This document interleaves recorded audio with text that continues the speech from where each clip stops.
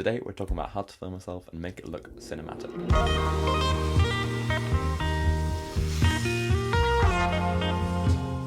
Whoever you are, if you create videos, learning to film yourself in a creative and cinematic way can be one of the best skills to learn. It allows you to create without the restraint of having to have someone else there to film you or you to film them. Film myself is something I've done quite a lot of.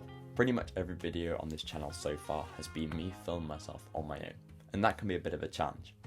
But over the time of doing it, there's been a few tips and tricks that I've come up with to film myself and make it more cinematic, and that's what I'm going to be sharing with you today. We'll talk about gear, composition, coverage, movement, focus, and lighting. So first, going to talk about gear before moving on to some more practical advice. When filming yourself, there's a couple of things you need and then a couple of things that are useful to have. Something that you need is a camera. I use the Sony ZV-E10, but you could use a DSLR, a mirrorless, a point and shoot, or just your phone. Any camera that can record video will work.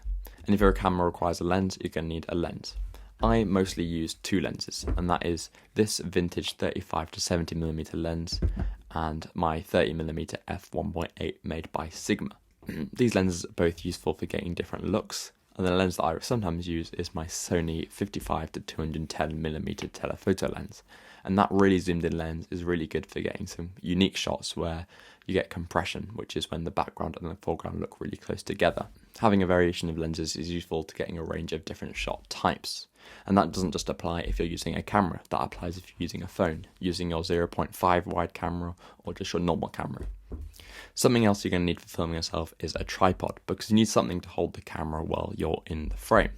I mainly use two tripods. When I'm outside, for example on a cycle, I'll use this mini tripod from Manfrotto, and that's useful for carrying around because it's so small and you can basically fit it in your pocket. And then when I'm at home or carrying a bag with me, I'll use my cheap Amazon Basics tripod.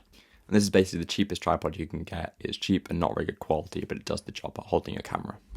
So those are the two things you actually need to record yourself. But then there's some extra accessories that are useful to have. For example, an external microphone to get better audio, or an external monitor so you can see the picture the camera is recording bigger, or a 5mm reflector which has 5 different colours sized that you can use to reflect and bounce light, or to diffuse the light to make it more soft and cinematic. And now we're going to talk about some more practical advice to film yourself and make it cinematic.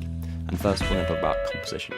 Composition is arguably the most important thing when filming yourself, because most of the time the camera is going to be in a tripod and not moving, making the composition even more important.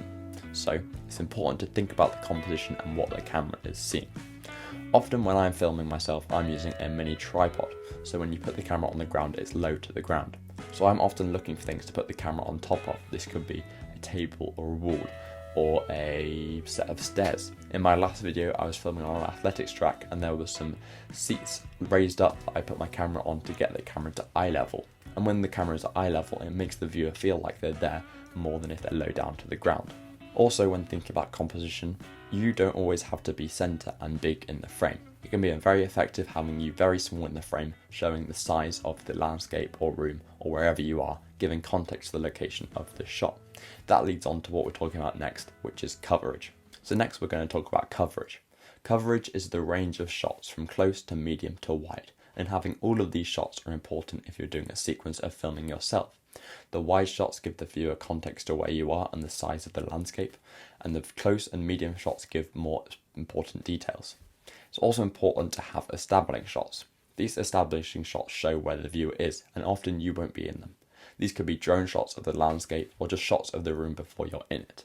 Often when you film yourself, you're going to be moving through the frame, so it's important to think about your movement. If in one shot you're moving from left to right in the frame, it's important that in the next shot you're not moving right to left. This will make the sequence of shots feel clunky and confusing. But it's important to think about having a consistent movement. So if in one shot you're moving left to right, have you moving left to right in the shot after it. This will make the sequence flow much more smoothly and show that it has a clear direction and meaning. Next, we're going to talk about camera focus. In the past, when filming myself, I'd automatically have the camera on autofocus. This is because I wouldn't want to have to worry about the shot being in focus or out of focus. But more recently, I've discovered that it's far more cinematic to have the camera on manual focus and either have the subject out of focus and the background in focus, or the foreground in focus. This creates a really cool effect, and I think it's definitely more unique than just using autofocus. And the last topic is lighting. Lighting is hugely important in all of filmmaking, and this is no different when filming yourself. This could just be filming at sunrise and sunset to get the golden hour light and the long shadows to make the shots more cinematic.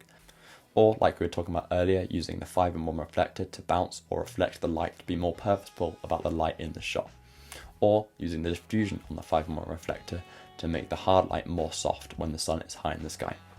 A lot of the tips we've just talked about link back to variation. Allowing yourself to get a variation in the shots is useful for having a sequence of shots. It makes the sequence more interesting and keeps the viewer more engaged, and makes it overall more cinematic.